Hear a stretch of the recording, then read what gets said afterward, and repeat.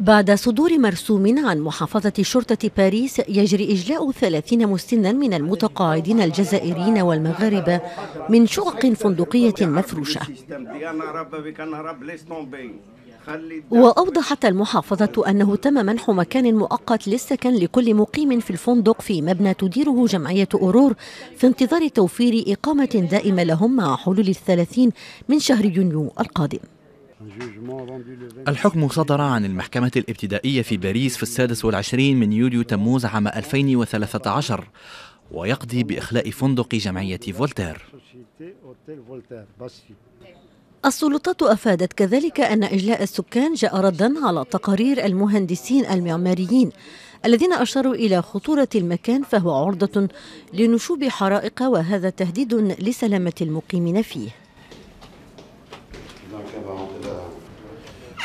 في هذه الشقة أقيم منذ 15 عاما، منذ عام 1999.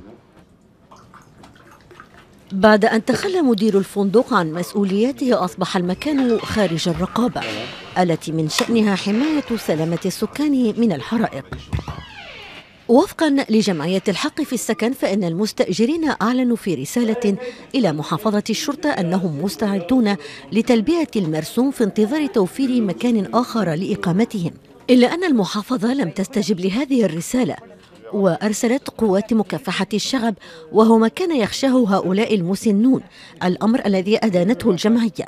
في واقع الأمر المكان لا يمت للفندق بصلة، الغرف ضيقة ولا يوجد مصعد، ولكل مستأجر طريقته في مواجهة تسرب المياه والصراصير، كما أن المكان لا يستجيب لأي معيار وقائي.